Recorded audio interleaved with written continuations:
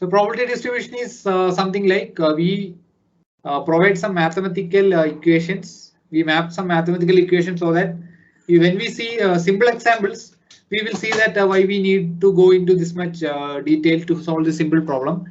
But actually, when you apply that simple equations to very complex problems, they are reduced to like simple direct equations corresponding to probability distributions.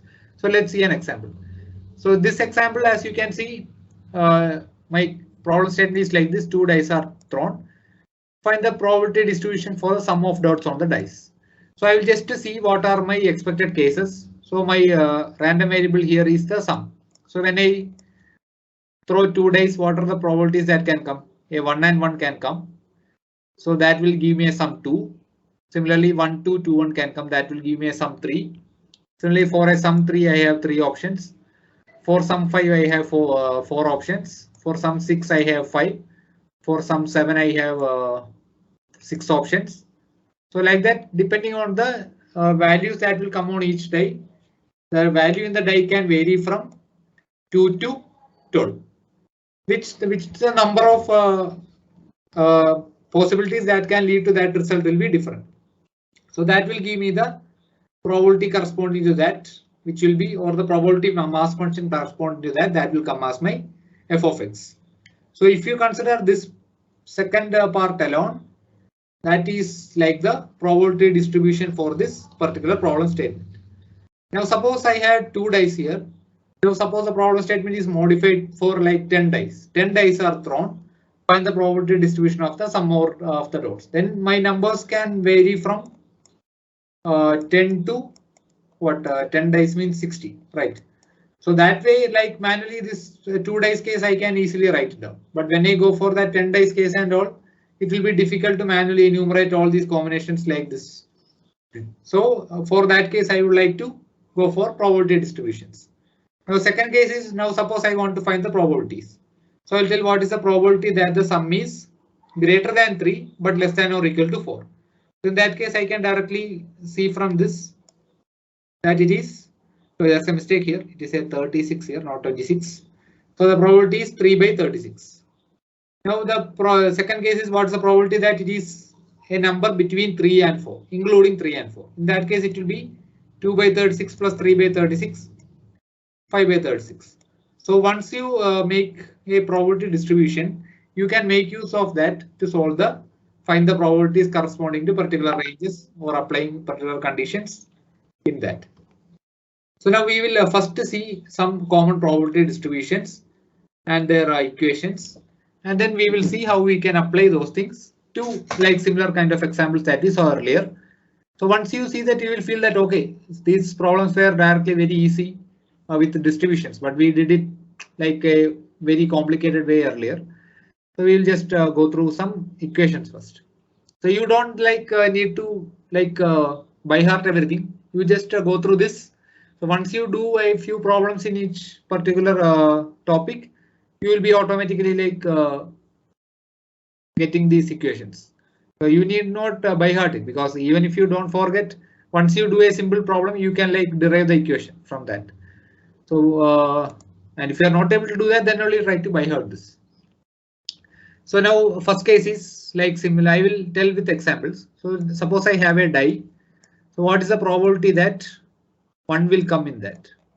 I have 6 options. The probability that 1 will come is 1 by 6, right? Similarly, 2 will come. The probability is 1 by 6. 4, 3, 4, 5, 6. So all my 6 cases, my probability is 1 by 6.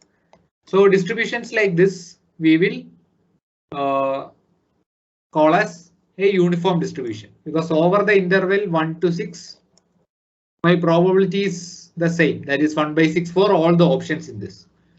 This is like a single die case. So options like this where my same uniform value is of probability is applicable throughout my entire region of interest. Those distributions I will denote as discrete uniform distribution, and the probability here we know that it is 1 by 6. But suppose what if my range is very large? Then I can make use of this equation to find this. In this case, if you apply, you will get like B in this case is 6. So 6 minus 1 plus 1. So that 1 by 6. Right. If you apply this equation, here we know that it is 1 by 6. But if you apply this equation, suppose my case is my options are from 36 to 39. Things like that. If you come, you can directly make use of this equation to find out my probability mass function. Then similar to that, here expectation value is a plus b by 2. So that is 6 plus 1 by 2, 3.5. So this has, if you remember from previous class, we found out this case. We solved this in the class and we found out that the expectation for the single die roll case was 3.5. Similarly, variance also equation you can just go through. You can try to. We solved this in previous class. You can just see whether this equation we are able to get that answer. Now coming to second, this case we will use for, I will write example here, single die case. Now second case we can apply for single coin toss kind of things, where we have only like two outcomes, either a head or a tail. Suppose I am telling 1 by 2, 1 by 2. So things like that we call as case is my network is having some problem, I think. Are you guys able to hear me? Chats, am I getting cut in between? Okay, I hope not.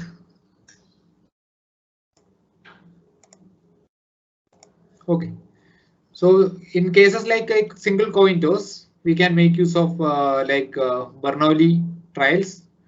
So here what it tells is that the probability is P for one outcome, then it will be probability 1 by P for the other outcome.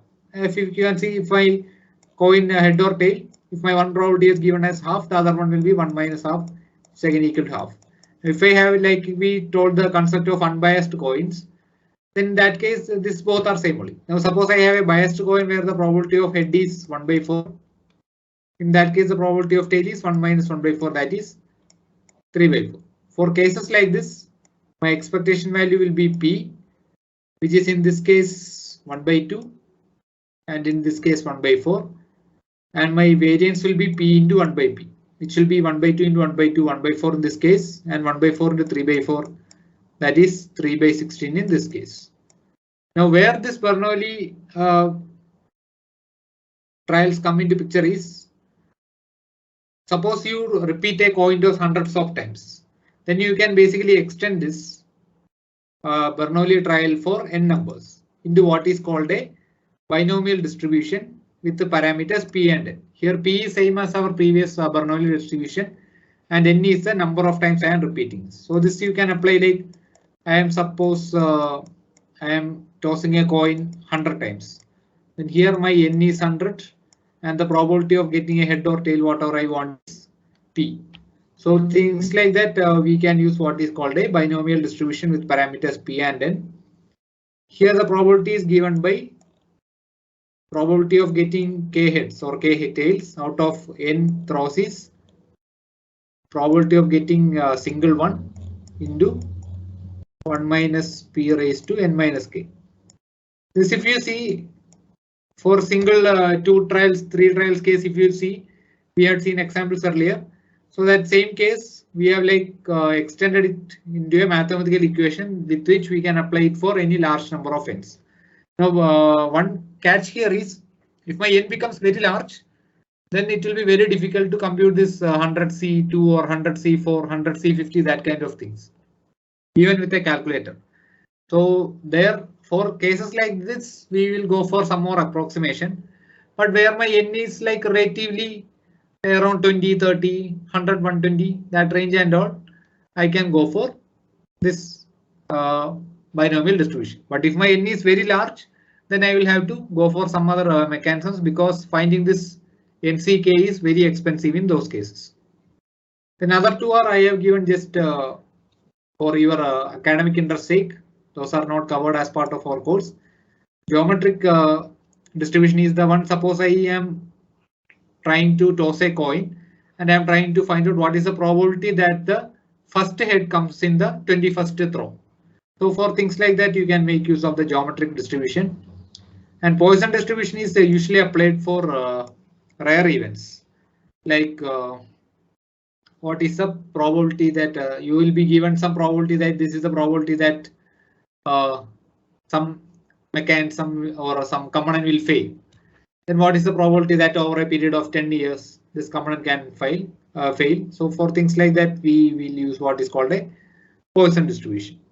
So just will like highlight or summarize whatever we saw. So a discrete uniform distribution over an interval A and B describes equally likely events. Like in our throw of a die, we have 6 equally likely events in that case. And a Bernoulli trial with parameter P, where P gives the probability of that particular event happening, describes the success or failure in a single trial. This is like our single coin toss. The binomial distribution with parameters P and N describes number of successes in n independent Bernoulli trials. So this will be like our 20 tosses of a coin. And geometric distribution with parameter P describes number of trials until the first success in a sequence of independent Bernoulli trials. That is first head in the 10th toss, that kind of thing. And a Poisson distribution with parameter lambda approximates binomial distribution when n is large, given lambda is equal to np, and this is used for rare events. Like given the what is average number of failures that can happen in a component, you will be given a time and asked to find out what is the probability that it will fail in a given time. So for things like that, rare events, you can use this Poisson distribution. So let's try to see this graphically. So as we saw earlier, the same graph that we saw, my distribution, uniform distribution case, everything will be having same distribution from value some A to B. And if I try to plot the binomial distribution depending on my n and p, the graph that I will get will be different. So if I have an n of 9 and p equal to half, my graph will be directly like this. So this is basically what we are doing is we are finding these values corresponding to k is equal to 1, 2, 3, 4, 5, 6, 7, 8, 9, and we are plotting it in this graph. So you will get something like k curve like this.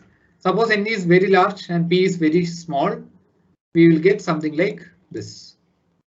So if you see compared with the Poisson distribution, this is more or less similar to whatever we get. So that's why in the Poisson distribution we told that it is an approximation of binomial when the n is large and p is small, keeping my np constant. So now my other geometric will be something like this. As you can see, the probability keeps on coming down because with each coming towards the probability that I will get an outcome. Suppose my half was my probability in the first case. The second case it will be half into half. So again come down. Since my probability values is always less than 1, when I do more and more trials, the probability will keep on coming down. So now let's see in a little more detail the binomial distribution, because that is one thing that we will be using very frequently, and we will see an example of that, and then we will move to our continuous distribution case. So binomial distribution, as I told, we will be considering a fixed number of trials n, and there are only two possible outcomes, a success and a failure. Like when I toss a coin, there is only two outcomes, either a head or a tail. Then suppose I want to throw a die and I want a 1 out of this. Then my favorable outcome is getting a 1, and all the other cases are like failure cases are my case of not getting a 1. In that case also I can approximate as p is equal to 1 by 6, q is equal to 5 by 6. So whatever problem I have at hand, I should like to approximate it as a success failure case into two outcomes. Then the n trials are independent and are repeated using identical conditions. So what this means is that we saw earlier examples, I am taking a card from a deck. So if I wanted to approximate using a binomial distribution, then taking 4 cards out of a deck of 52 cards, things like that, I cannot apply this. I have to take a card, I have to keep it back, then I can take the next card. So that kind of situations only I can apply this. So that is what we mean by n trials are independent. Suppose I take one card, then I am taking the next card, then both these events are not independent, they are dependent. Because the second case there are only 53 cards left. Out of that I am taking one. So that is why we have for situations like those we cannot use binomial distribution unless we go for the replacement. So this another inference from this is that outcome of one trial does not help in predicting the outcome of other trials. So we are basically like taking a card 100 times. For things like that, we can make use of the binomial distribution. So for example, we will tell that suppose Joe is a person who always guesses correctly. He given a true or false question. He guesses correctly with a probability of 0.6 and wrongly the probability is 1 minus 0.6, that is 0.4. So that means that for every true or false question, his probability is 0.6 for correct answer and 0.4 for wrong answer. Now suppose he answers 100 questions. For the 101 question, again the probability is same, 0.6 and 0.4. It has not changed depending on whatever answer he gave for the previous 100 questions or whether they were correct or not. So that is one particular use case of a binomial distribution. Now let's see our previous example similar to that. We will try to solve it using our binomial distributions. So same example that we saw in previous case, 3 coins are tossed. So what all we will get? We will get a head, 3 heads, and or 2 heads in this case here, 2 heads, sorry, 2 heads, and a single head in this case, and 0 head in the last case. Total we have 8 outcomes. So I will try to find out the probability of different events. For single this case, I need not use the binomial distribution, but when we go to complex problems, I will show that how going with the probability distributions will help. So getting at most 1 head. So I will have either 0 head or 1 head. So I have to I can count in this directly. In this I have 0 heads. In this I have 1 head, 1 head, 1 head. Right. So my probability of 0 head is 1 by 8. Probability of 1 head is 3 by 8. So the probability of at most 1 head is equal to 4 by 8. That is 1 by 2. What's the probability of getting at least 1 tail? So at least 1 tail. Other than this particular case, in all other 7 cases, I have at least 1 tail. So the probability can be either 1 minus 1 by 8, or I can directly see from this diagram itself that it is 7 by 8. Then the next one is, what's the probability that I have at least 1 tail and at least 1 head? So in this case, I don't have any tail. In this case, I don't have any head. So all the other 6 outcomes are favorable, right? So my probability in this case will be 6 out of the total 8 number of cases. Next case is, what is the probability that I get at least 1 head and at most 1 tail? So that means I can have 0 or 1 tail and I need 1, 2 or 3 heads. So let's count this. So this is my OK case. Since I have 3 heads and 0 tails. This is OK since I have 2 heads. This is OK since I have 2 heads. This is OK. This is OK, but this is not OK, right? Since I have 2 tails. This is also not OK since I have 2 tails. This is also not OK since I have 2 tails.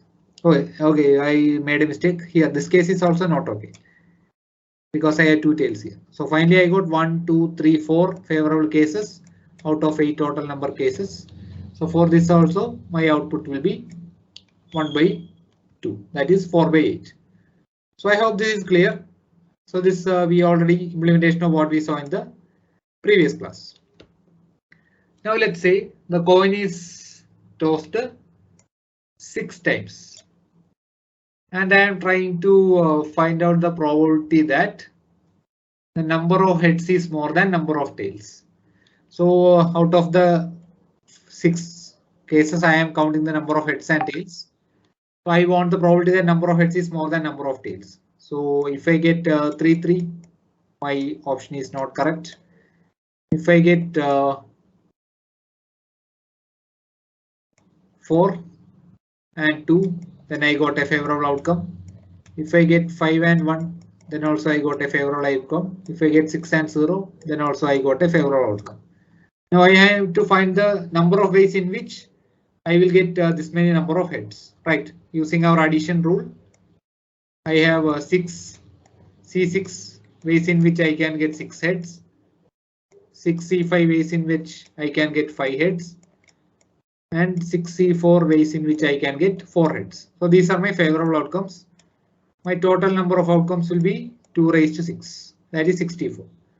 Finally, if you add this, you will get, you can write out, you will get something like 22 by 64, which will be my answer for this case. So as you can see here also, we didn't need to use distribution because we could actually like count out or making use of our addition rule. We could find the answer for this particular question without much difficulty. Now let's see, coin is tossed 4 times. Probability of at least 2 heads and at least 2 tails. So what are the ways in this which this can come? So I have 4 tails. There is only one way in which this can come, right? That is, I get 2 heads, 2 tails. If I get 1 tail more or 1 tail less, my at least 2 head, at least 2 tails will not hold. Total number of ways in which I can choose is 2 raised to 4. So this will give me something like 6 by 60. So now we will go to some more problems similar to this. Without using distributions, we will try to solve. So 2 dice are rolled twice. So here we will see some applications of our multiplication rule also. So 2 dice are rolled twice. What's the probability that I getting a sum of 7 twice? So there is I can get a 1 6 or 6 1, right? So in this case, I will get a sum of 7, and if I have 2 5 5 2, I will get a sum of 7, and if I have a 3 4 or 4 3, I will get a sum of 7. So out of the 36 cases, when I throw 2 dice, in 6 cases I will get a sum of 7. So in the first try, the probability that I will get a sum 7 is 6 by 36. Second try is independent. So the second try I will have again a probability of 6 by 36 that I will get a sum of 7. So that will make me first answer. And getting a sum of 7 exactly once, that is either in the first try or in the second try only, I got the sum 7. So suppose I got it in the first try, let's say 6 by 36. So my second try I got something else. So that probability is 30 by 36. And suppose I got it in the second try, then my first try probability is 30 by 36. And I got 7 in the second try. So this is also similar to follows to whatever we saw in the previous examples. So these two are clear, I hope. Then what is the probability that I don't get a 7 in both trials? So in the first trial also I got something out of the other 30. Second trial also I got something out of the other 30. So I didn't get a sum of 7 in both cases. The probability can be this. And next is what is the probability that I will get a sum of 7 at least once? So here I found out the probability that I will not get a 7 in either cases. So if I subtract this from 1, I will get the probability that I get at least a sum of 7 at least once.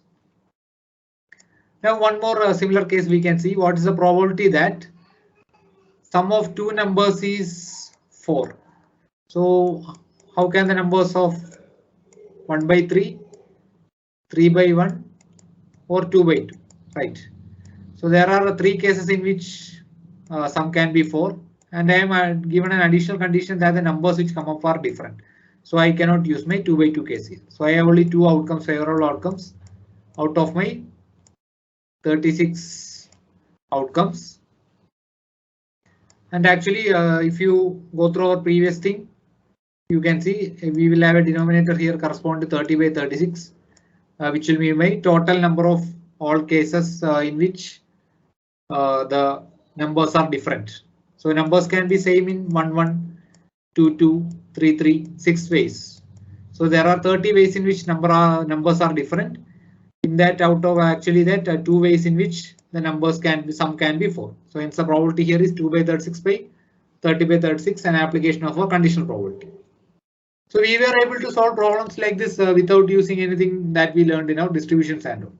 Now suppose I go for the case where a die is rolled 180 times and find the expected number of times that the phase 4 will turn up. So in that case, I know that the phase 4 will turn up in a single try is 1 by 6, right? But I don't know 180 times if I do, what is the probability that it, how many times it will come? Is it 1 by 6 into 1 by 6 into 1 by 6 into that much? It need not be, right? So for things like this, I can make use of my probability distribution. So I can, if you see this, I have a probability of 1 by 6 success here, 5 by 6 probability of failure. So I can just refresh my binomial distributions formula. So it tells me that for things like this, I have an expectation value of n into p, and I can denote the such a distribution using p and n. So if I try to apply to this my problem at hand, my n here is 180 and my problem here is 4, and I am asked to find the expected number of values. So it tells me that my expected number of value in this case is n into p. So that is 180 into 1 by 6. So directly applying my result from my probability distribution, I could come to know the expected value from 180 number of trials. So similarly, you can find variance also like NPQ, like 180 into 1 by 6 into 5 by 6. So this kind of things you can use to solve problems which like seemingly it may be difficult to solve if you try to solve it using our counting way or addition rule, multiplication rule. So things like that we can directly make use of the binomial distributions. Then we will see some cases in this. 1 or 2 examples I will cover. Other things you can just try to solve on your own. So my first question is find the probability of getting a 9 exactly 2 out of 3 times with a pair of dice. So I have a pair of dice. So in a single try, how I can get a sum of 9? If I have a 3 and 6, 6 and 3, 4 and 5, 5 and 4. So in these 4 combinations with a pair of dice, I can get a sum of 9. So out of the 46 ways, there are 4 ways in which I can get a 9. So my P in this case is 4 by 36. So I am asked to find out out of the 3 times, 2 times you have to get a P. So I am asked to find out using our binomial distribution. We can solve it as out of 3 times I need to get 2 times out of p raised to 2 into 1 minus p raised to n minus p. That is 3 q 1 minus p raised to 3 minus 2. So finally I can solve this as 3c2 into 4 by 36 square into 32 by 36. Okay, so finally when you multiply and reduce and all, you will get something like I have solved it and kept, so you will get something like 8 by 243. So you can do this and see. So based on a problem like this, you can think like how difficult it would be if you like manually write it down and count out all the possibilities. Some 243 possibilities or more you will have to count. Out of that you will have only 8 favorable outcomes. So that kind of things you can directly use the binomial distribution equations to find the answers to this. And so now suppose similar to that problem that we saw just earlier, 2 dice are rolled 120 times. Find average number of times in which the number on the first day exceeds the number on the second day. So we saw that in the 6 cases, 1, 1, 2, 2, 3, 3, 6 cases, the numbers are same. So remaining we have 30 cases. Out of this, for 15 cases, the first day the number will be more, and for the remaining 15 cases, the number in the second day will be more. So that way you can find out that in a single throw of die, your probability is 15 by 36 and your n in this case is 120. So you go 10 and p here. So you are asked to find out the expectation here. So you can find it out as n into p. Or suppose in this case, same as previous case, you are asked to find out the how many 3 out of 5 times, 5 out of 3 times, all those things you can solve once you try to approximate this as a binomial distribution problem. Now, say another example that you can see is suppose there are 5% defective bulbs in a lot. And suppose you are given 10 bulbs. You are taking a sample of 10 bulbs. You are asked to find out the probability that it will not contain a defective bulb. So for things like that also, you can make use of the this thing. So let's try to solve that. So suppose 5% defective bulbs. So given 100 bulbs, 5 will be defective. So you are asked to find out 1 out of 10. So this probability will be like 5 by 100. That is 1 by 20 is my p in this case. So so Q is 1 minus p, that is 19 by 20. The probability that it is a good bulb. Now I have to find the probability that it will not include more than one defective bulb. So let's first try to see that all are good bulbs. 19 by 20 raised to 10 will be my probability that all are good bulbs based on my binomial distribution. And the probability that I have a single bad bulb will be like 10C1 into 1 by 20. One bulb is bad into 19 by 20 raised to 9. So this will be my probability that out of the given test condition, I will my lot will have either a 1 or a 0 defective bulb. So this also you can solve directly using binomial distribution. We could be able to solve easily. Now another thing, this is like my for everything I will put some complex questions. So this is like my example for that. So this kind of questions you can expect for interviews, competitive exams kind of things.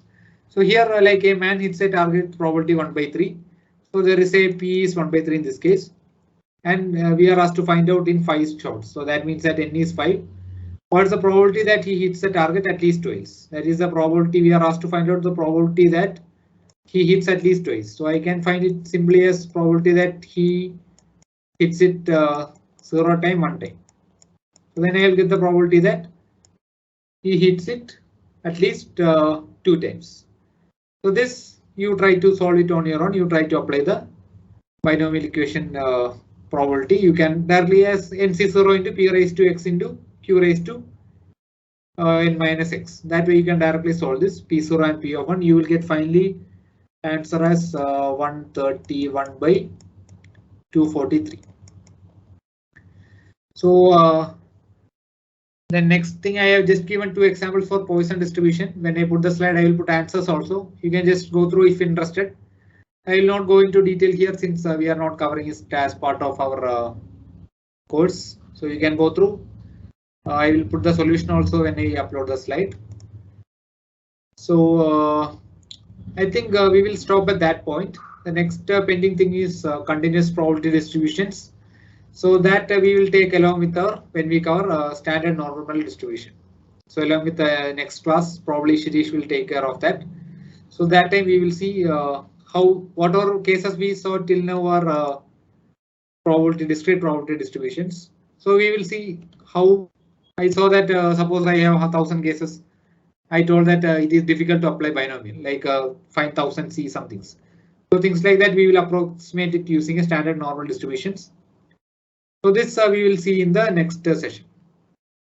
So I think you guys can go through the videos and I will share the slide. You can go through the problems also. I will put solutions. You try to solve it on your own and try to find out. So with that, I think we can stop for today. So these slides I will put, you can just go through the slides. I have covered the probability distribution function and cumulative distribution function, what it is. And similar to distribution function that we saw for discrete case, uniform, an exponential, normal we have seen for continuous case also, and we have seen the plots. And then we have seen the standard normal distribution. So from this standard normal distribution, we will cover in the next session when we go to inferential statistics. And there one thing that we need to cover is how we need to read a standard normal table. That and all Shirish will be covering. How to get a particular value out of a standard normal table and all, and how that can be used to solve problems. So from the point of standard normal distribution, we will cover in the next session.